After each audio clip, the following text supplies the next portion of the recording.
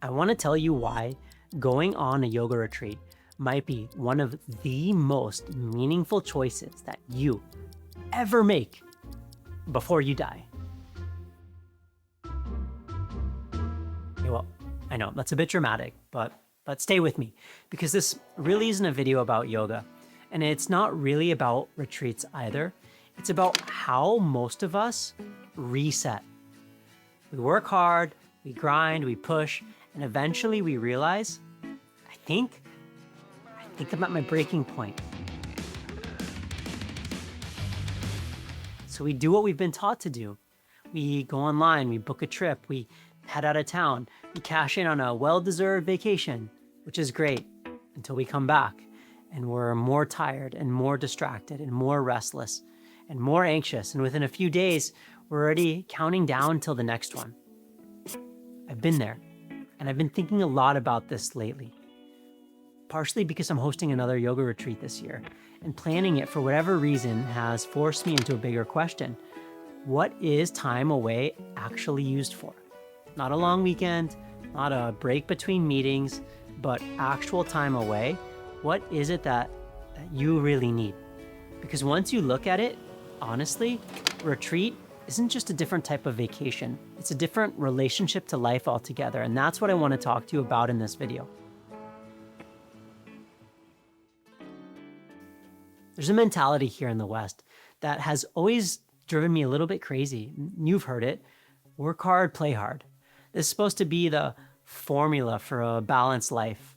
But in reality, it rarely works because what we've been conditioned to do is to live life like a wrecking ball. We swing hard in one direction: work, pressure, output, survival. Then we use all of that momentum and we come crashing just as hard the other way. Escape, excess, numbness, I deserve this. That might actually work for a while, but it doesn't work in a world where 40 hours of work each week is the minimum, where the cost of living keeps rising exponentially. And keeping up is basically the baseline that we live at. And here's the real issue. Our already low baseline has become the objective. Balance, it isn't about stillness. So let's talk about balance. People try to define balance like it's a destination, like you arrive there finally and then life just stops moving. But life, it never stops moving. Life shifts constantly. So balance isn't stillness. Balance in many ways is adaptation. It's noticing the little shifts of life early, in the micro moments, before things turn into a full-on crisis. The subtle signs, the tension that's building, the fatigue creeping in, the restlessness, the shorter fuse, the impatience, the compulsive scrolling that isn't even enjoyable. Balance, it doesn't happen in dramatic gestures. It happens in very small adjustments in life that keep you closer to this place of feeling centered. Ordinary tools. You take a breath, you move your body, you simplify, you tell the truth, you eat a healthy meal, you ask for support, you sit long enough to hear what's actually happening in front of you. It's nothing flashy, it's just the kind of choices that prevent you from needing a crash landing. And that's where most of us get it wrong. We think that balance is something that you earn after long periods of strain. But real balance happens before we crash. And when it's already too late, that's usually when we need a retreat, not a vacation. And this is where the difference starts to show. A vacation is often a reaction to stress, a reaction to pressure, a reaction to life that started to feel like too much. So we run in the opposite direction. We change locations, we change scenery, we change routines. Very often we end up overcorrecting. We drink too much, we sleep too much, we eat too much, we spend too much money.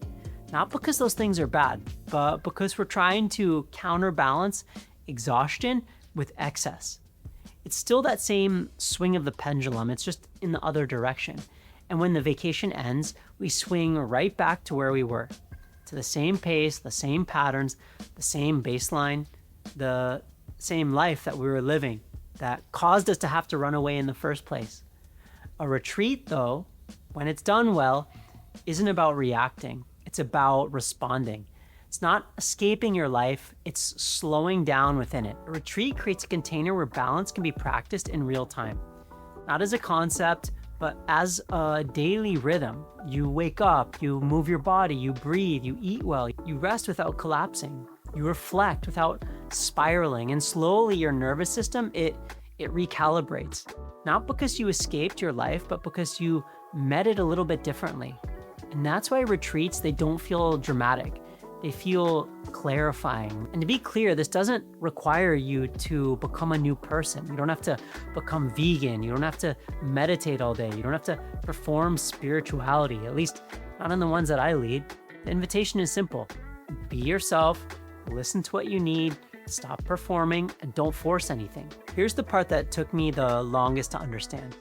Balance isn't something that you figure out. It's something that you keep learning and relearning, because your body and your nervous system and your attention reorganizes through repetition and softness. And that's why balance is so hard to find in daily life. We're constantly interrupting ourselves. Even when we rest, we seem to rest in fragments. A day here, an hour here, a weekend there.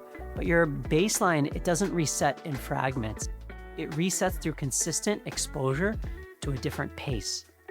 And that's what a retreat provides. Not a escape from responsibility, but a temporary removal of the noise. So you can feel what balance actually feels like in your body, in your breath, in your mind. And once you feel it consistently, morning after morning, practice after practice, nap after nap, your system starts to remember that. The goal of a retreat isn't to feel amazing while you're there, although that might very well be the case.